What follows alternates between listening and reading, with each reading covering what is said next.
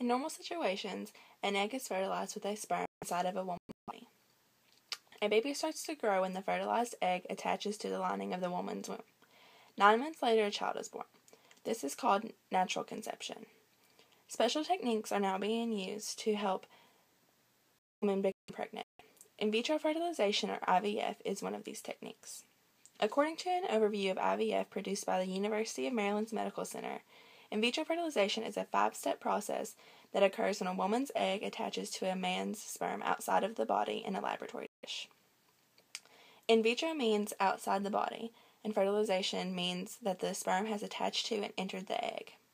Before anyone should consider this procedure, he or she should know what it is, why people should have it done, and the risks that come with it.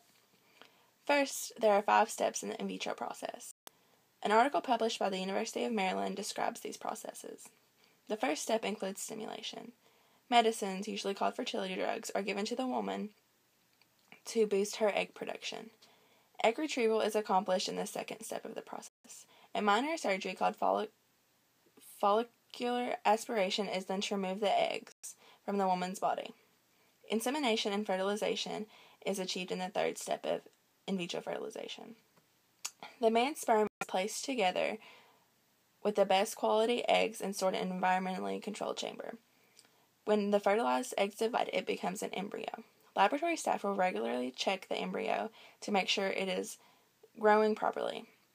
Within about 5 days, a normal embryo will have several cells that are actively dividing. This is the 4th step. The 5th and final step in vitro fertilization is embryo transfer. During this step, embryos are placed in the woman's womb. This occurs 3 to 5 days after egg retrieval and fertilization. If an embryo implants or sticks to the lining of the woman grows, pregnancy results. Second, I'm going to talk about why the method of in vitro fertilization is chosen to help in pregnancy. Even though there are many different ways to assist in pregnancy, in vitro fertilization is the most common. IVF has been an effective way of assisting reproduction since 1978. It has been used to surpass many barriers dealing with infertility. One of these barriers is a disease called endometriosis. The Mayo Clinic defines endometriosis as an often painful disorder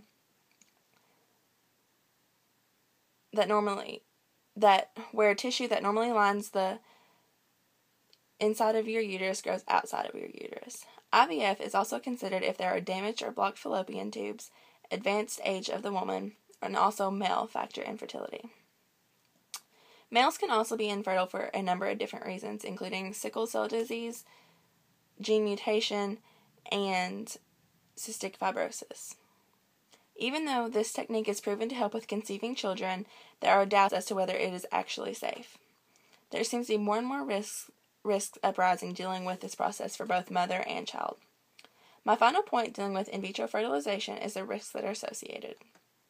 According to Reproductive Biomedicine Online, researchers now have sufficient data to examine whether the procedure has any long-term effects on IVF children and their development, as well as the health of the mother.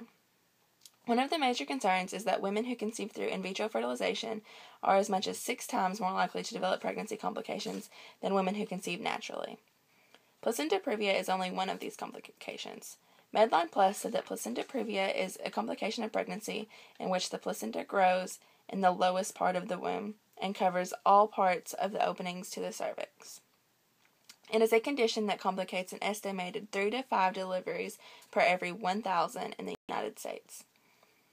Although the cause of placenta previa are uncertain, women who have IVF pregnancies were 3 times more likely to have it.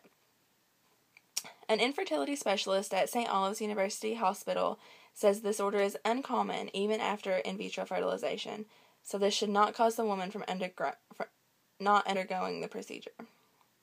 In conclusion, even though there are many risks associated with in vitro fertilization, according to current research, they seem not to have enough impact to waver a woman's decision to have the procedure. Most occasions of disease or disorders with technology also have other things factoring them.